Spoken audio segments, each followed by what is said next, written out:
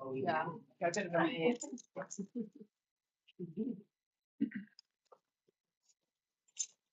Good. All right, let's go ahead and get the meeting started. It is at 4:32.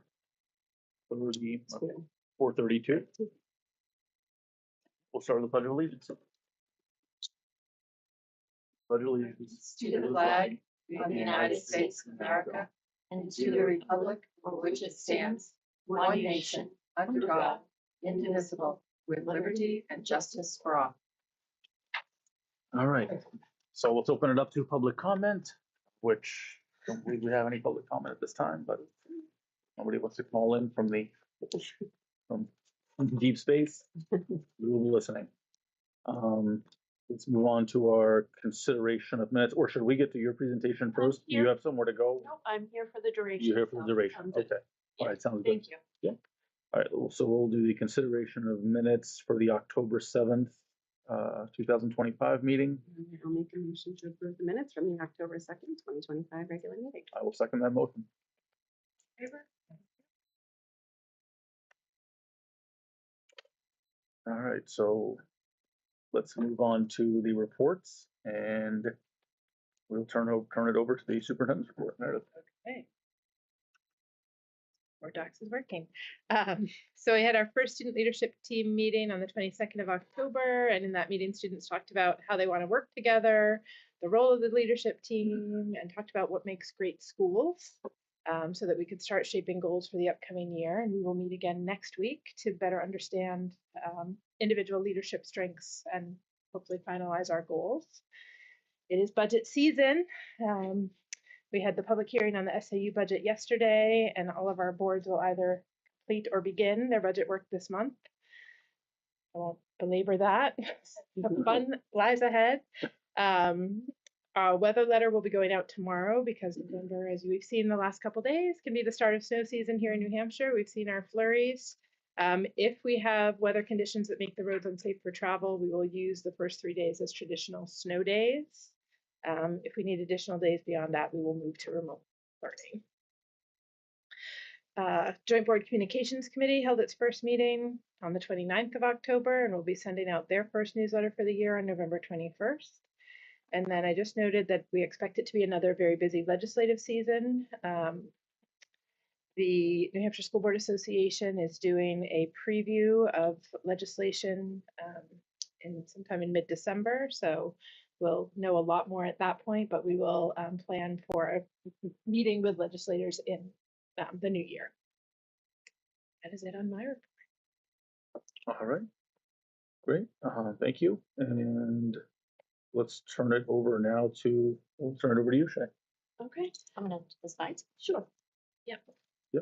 Oh, no, do you want to do your report? Oh, sorry. Sorry. So my curriculum report, I have a personal goal of doing more community outreach. And so my report this month was dealing with the holidays and how families can help their kids transition in and out of school around what can be stressful times with upheaval and a lot of festivities and stuff. So I'm working on compiling a list of resources for families to help bridge the home school gap for next. That's coming next. Okay, great, thank you. And then we'll move on to the. My turn? Yep, go ahead, Mary. Thank you so much. I have a couple of items for you this evening in my report. The first one is a reminder. Last year, we had a partnership with Who We Play For. We were contacted by Emily Knight, who's a healthcare provider from Wentworth Douglas Hospital in Dover. And through this partnership, we were able to offer our families very low cost screenings for sudden cardiac arrest, recommended for students starting at about age 10. So we said grades 5 through 12 is what we wanted to do. The data on sudden cardiac arrest, especially for student athletes, is pretty alarming. The death rate is 90% for children who might be at risk for this condition. And so screening them is something that is highly recommended. Emily and her colleagues have set a goal to ensure that at least 50% of New Hampshire students are offered the screenings. It's suggested that students aged 10 to 25 be screened once every 2 years. We had a great response here from Barnard School last year. So what we'd like to do this spring is offer it again for students who may have missed it, or for our new fifth graders coming in. Parents register their child online. The child has the EKG completed at school. It's painless, non-invasive, takes 5 minutes. Our nurses are great to help with that. The EKG is sent to a pediatric cardiologist, and then parents are contacted with the results if there needs to be follow-up. So, you know, they'd only catch about 1% during annual physicals. So this is why this screening is really important. The principals are choosing dates right now, and we'll have more information out to the parents as the date gets closer. We're looking at February, March at the moment for those dates. So thank you for your past support of this wonderful initiative. The cost is only $20. And if families do need some support for that, they have a scholarship opportunity where they might be able to help as well. So just want to get that information out there for families. The other one is just another plug for our wonderful behavioral and mental health resource that we have for our families called Parent Coaching. It is with the Cook Center for Human Connection. We want to spread the word as often as possible that our families have access to their website with lots of resources, videos, many things that are there. And they also have the option to sign up for weekly coaching, 30 minutes with a dedicated coach once a week. And then they have access by either email or text 24/7 with their coach. Just we had a review with several of the principals and Lisa Lane from the Cook Center on October 21st, and she had excellent data to share with us. Since we've started, 53 of our parents have signed up for coaching registration, and to date, 50 of those families continue to engage in those weekly coaching sessions, and it represents 106 students across the SAU. It's almost evenly split, but percentage-wise, here at Barnard School, there's just a larger percentage of families that are taking advantage. So we really appreciate the outreach that's gone on here. And I thought you'd be interested in some of the messages that parents are saying about how this is helping them. So a couple of quotes: managing behavioral issues, helping my child with ADHD, helping with sibling relationships, limiting screen time. Parents are concerned about how screen time might be impacting their kids' ability to learn, and then help with emotional regulation. Concrete examples to help children with who may be getting stuck. All kinds of topics are available. So there's a few resources linked in there. The medallion, that parentguidance.org medallion that's on our website and is available here in my report, is the link right to the parent coaching to sign up. So just another plug for doing that, and a big shout out, thank you to the principals who continue to support this resource in our districts. We really appreciate it. Questions for me? No. Thank you. All right, great. Thank you, Mary. All right, well, we would go on to finance, but Matt's not here, so Yes, he said there was nothing extraordinary to report. We're tracking fine, and if there are any specific questions, feel free to email him and we'll okay, get you a response. sounds good. Thank you. Let's move on to continuing business. Oh, Principal's report. oh, sorry. that's okay. My apologies. I'm holding it in my hand and I didn't even realize that. So my principal's report was just recapping some of the things that had happened this month. We had fire prevention weeks. We had the Southampton Fire Department come in and work with both our K through 3 in one setting and then our 4 through 8 in another setting, just talking about fire safety, and the theme was charge into fire safety. So talking, especially with the older kids, about lithium batteries. And then our younger students got to see what a uniform looks like on the fire chief, so that they're not scared by it, the mask and all of that. And then they got to go out and visit the fire trucks. So just little reminders about fire safety. We had a costume and float parade, which was really fun. A lot of families attended it. And one of the neat things that I liked about it was the 2 weeks prior to that, we had all of the grade levels make a float in STEM class out of a wagon. And it was each had a different theme, and it was, cooperation and decision-making skills, and really working together to come together with what a theme they wanted to be. And dragging those along in the parade. So that was really nice. And then we have started our MTSS or SST process where teachers have been, I don't want to say referring, but identifying students that they may have some concerns with some areas, academic or social emotional. And then we've been meeting to discuss their needs, looking at data, any of the data that we have, both formal and informal data, and then setting goals, some really specific goals for those students and tracking them. So we're in our first set of that process where we're really identifying some students that we want to see make some growth and tracking along those goals. And then this is a really busy month, it seems like, after school at Barnard. So we have a lot of clubs and activities, mostly for the older kiddos, unfortunately. But we have our newspaper club started up, ski club at Bradford started up, chess club in the mornings, cheer club, and boys and girls basketball also started up. And we also are having a notice go out next week about a drama club. So lots going on at Barnard. And then How many weeks is this? it Oh, always 6 starts weeks. February. This, Yeah, right? no, it didn't start. It's the meeting. Yeah, Kind of organizational. yeah, it starts Is it January, February? January. I think this is just the sign up. break, and you get a Yeah. makeup. Sign-ups went out. I think they were one of the latest ones that it was due. And then not on here because it just happened, but we had a wonderful Veterans Day ceremony on Monday, which was lovely. And we had approximately 11 maybe veterans, either family members, friends, local to the area that came, and they met with student council reps. And students got to ask questions. One veteran brought a scrapbook. Each of our grade levels presented on the stage with a song that was prepared by our music teacher. And it was just a really nice morning. And I felt like the kids got a lot out of it, and so did the veterans. So I know that folder of pictures was posted online, but some really nice photos to look at. And that's really it. Okay, great. Thank you, Katie. Okay, so let's move on to continuing business. I don't think we had any We don't have any. continuing items. Yep. Well, policy could have been continuing. We put them under new for whatever reason. Okay. So let's do Shay's. All right, sounds good. Let's go with that. Should I do over there to? Yeah. Yeah, if you wanted to, Okay.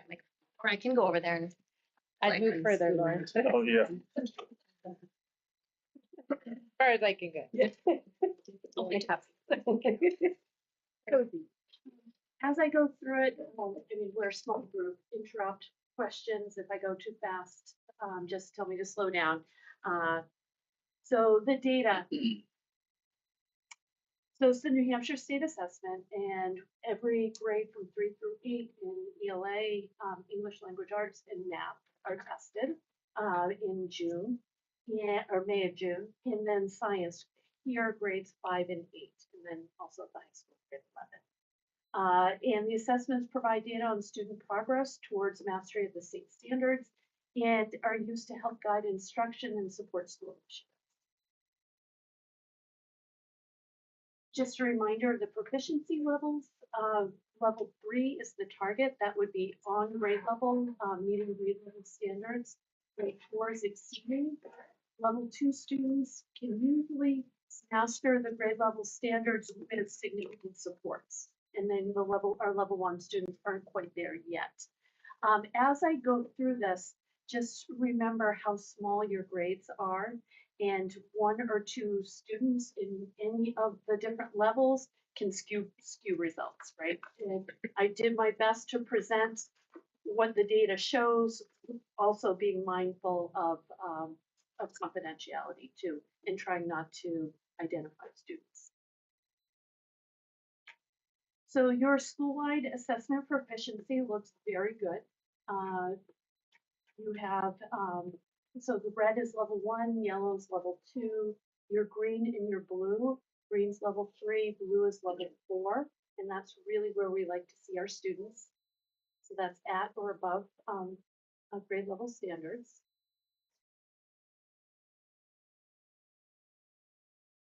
And proficiency in context when compared to the state of New Hampshire you can see that Barnard School is outperforming on average students across the state.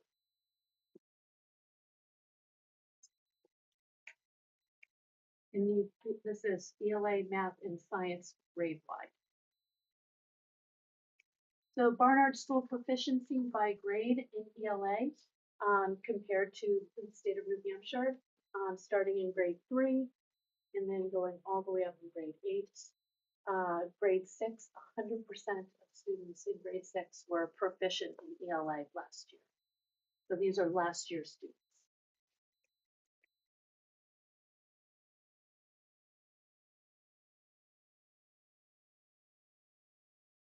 Historical ELA proficiency, again, this is school-wide. We're right in the ballpark. We're holding steady here. Right around 3/4 of your students on average are proficient in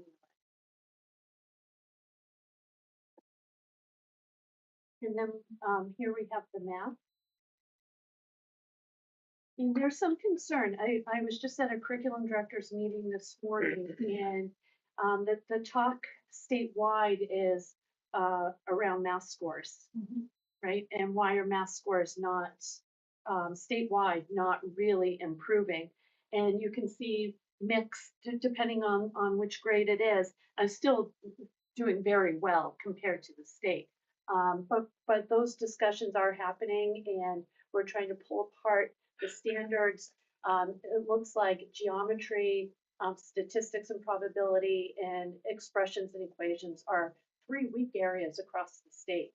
And so we'll start having those curriculum conversations too throughout the SAU about how we can support students. And here's your math proficiency school-wide.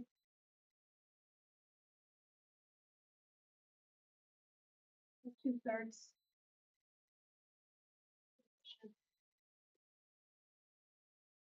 Oops. And science.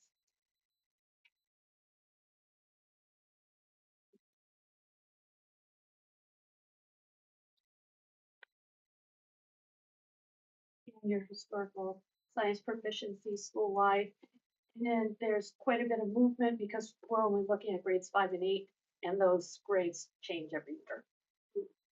Who's actually being tested? Any questions? Yeah, do you find it's hard in a school this size to get a good statistical sample? Because I noticed that things fluctuate. So, for example, when I look at both the English language arts and the math in comparison to last year, English language arts is down slightly and math is down by 10 points. Would you attribute that? 10 points could be one student One at a student. particular grade level. Right, that's, And that's why I That's the don't, fact. that's why I didn't break it down, the 4 bands by grade level, where a larger school, you can look at grade 3 and see how many are in the red, the orange, right, the green, or the blue. Here, we'd be identifying students. At the school level, we do At the that, school but we level, wouldn't right. put that data out publicly. Correct, Understood. correct, Understood. absolutely. Yeah, because we want to know how to support all students, so we do look at that at this. right. Okay. Can I share another reminder for parents? I know that the school, I'm sure, sent home the results of the test, but in the parent portal in Power School, we have a part called Vault. Parents just log in with their credentials, and there are currently now 3 years worth of history in Vault. So if they misplace a copy of the state results, or they want to see how did my child do this year compared to last year or the year before, if they've taken it for 3 years, it's now in there. So you have 3 years worth of data that you can go back and look at in the Vault in your parent portal. So just want to put another plug out for having Vault available to our families. In a couple areas in which we're continuing to push growth to SAU-wide, our monthly science PLC is still ongoing, and that's a chance for middle school science teachers to meet with freshman high school teachers, and we look at NGSS standards, we look at student work, we look at assignments, and just trying to have those conversations to help that transition as well. And starting next month, we have an SAU-wide ELA PLC, and we're going to be specifically looking at writing. That is an area, you know, in general, broad terms across the SAU, we'd like to see our students doing better in writing. So we have teacher reps from each of the K-8 schools, and we're going to be again looking at student work and trying to come up with some commonalities that we can do across the different schools in order to try to boost student achievement there. How do you measure writing? Is it through like short, like few paragraphs of like? Yes. analysis or something, or So is we'll look specifically at the state rubrics for writing. it- Right, And student work. We'll dive into some of the writing tasks that students have to do through New Hampshire SAS and try to come up with some I don't want to say common assessments, but maybe common performance tasks that we'll be having our students do, and we can bring that back, and we're going to be talking about how to then what do you do with that once you have the student work and you look at the rubric, what are you noticing, what are you wondering, and how do you push in and really teach to the individual writer in your classroom. I think a lot of the work as we've looked across the SAU is around providing supporting evidence in writing, right? That's a developing skill, but we And- see that. That in organization. Right, so they'll get all the information in there, but it may be hard to Mhm. follow, and so It those is- are. is that something that you say there's some concern with writing? Is that something that has been like on the decline, or has it always been at a lower level and maybe you want to raise it, or what's the? I think over the years, the tasks that New Hampshire SAS has asked our students to do have become increasingly more difficult and varied. So some students get a narrative prompt that is a very short little prompt and they can write to that. Other students have multiple texts that they have to read and then they're comparing So it's very across standardized. tests. Right. What you're saying. And so it's a challenge. I think also there was some concern at the curriculum coordinator and director level that with the science of reading, there's all this emphasis being put on the reading piece, what's happening to writing. And we didn't want to let that fall through the wayside. So we're And I think in part because of that, right, students have done more narrative writing in recent years and less of that writing that is asking them to make a claim and support it with evidence, right? So that's where, we're trying to look at how we can restore some of those practices. And it's not unusual when your attention moves to, focus on one piece, which was really to strengthen our core reading. We lost a little bit of the attention over here on the writing. But I think it's easily recoverable. 100%. Here, from what I observed and when my daughter came through, they did not use this is a Newsella is what Yeah. they use here. And my son is using it. And from last year to this year, it's excellent because it guides them as they go to give them more information. If they need more information in a certain area, it makes them go back in before they can complete the whole activity. And it really forces them to really reread, get all that supporting evidence while they're coming up and formulating these narratives. It's really a great program. I think that's something that I've seen that has come through that is helping to improve in that area as well. That's just one tool that they use. Right. But one of the pieces I noticed about that, it has that AI type component, which I'm not always a fan of. But with this, it doesn't tell them like what to write. It tells them like to check your topic sentence or find, You need more evidence in Yeah. this and area. so then they're like, okay, what does that mean? And now I actually have to go looking for that information. So I do feel like it's using that AI piece Technology. in a way that actually is helping the kids understand and learn how to, get their writing to look and sound better. Agreed. So, Yeah. and that is just one tool they use, but Right. I have noticed that. You're Yeah. absolutely right.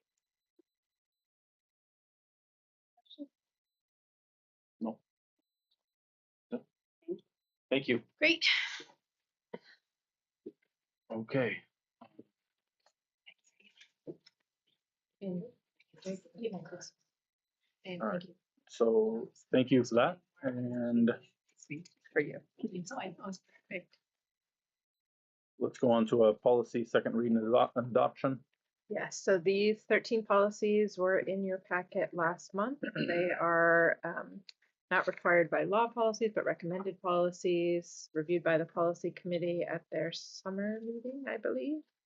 And most relate to changes to the ed rules and a few minor legal requirements, law changes. So we just have to make a motion to accept this, right? Yep, if you have no questions about it. I'll make a motion to approve the adoption of the 13 policies as presented. I'll second that motion. Favor?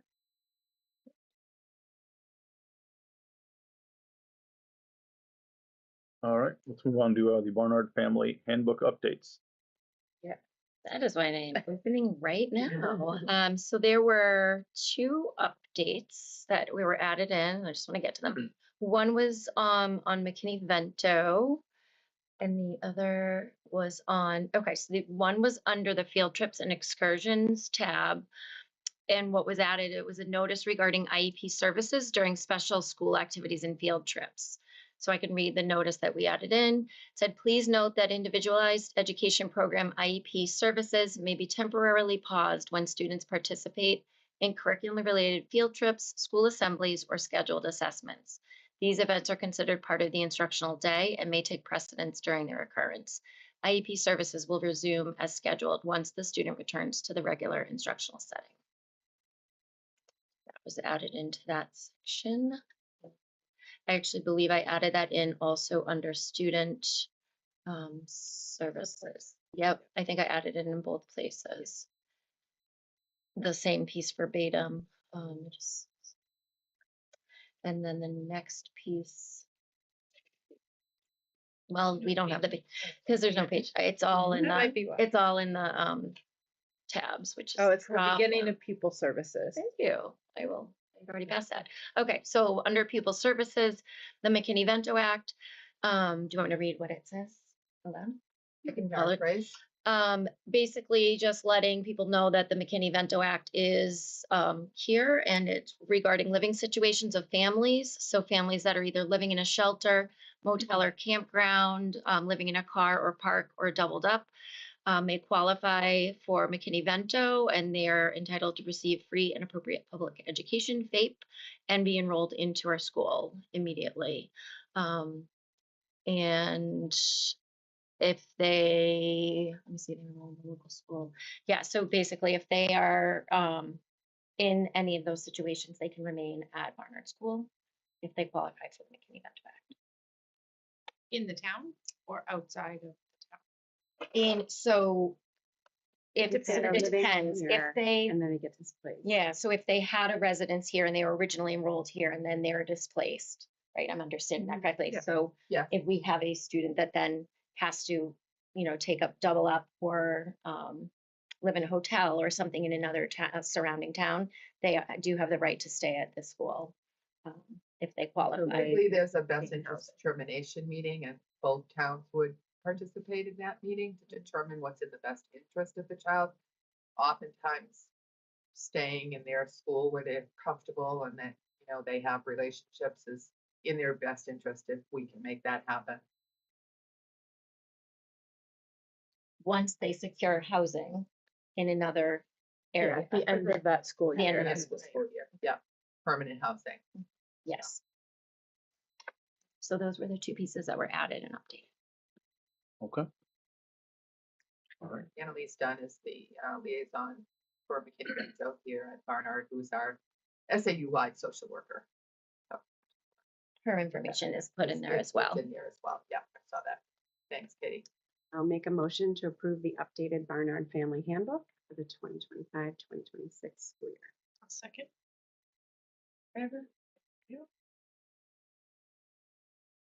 We will need a brief non-public under letter C. Okay. I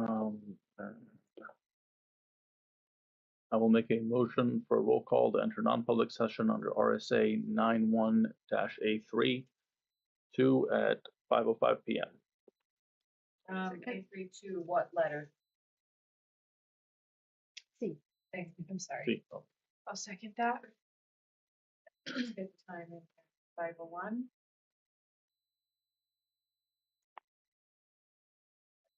Yeah, Becky, second. So roll call, Alex, Yep. Becky, Yes. and Lauren. Yes.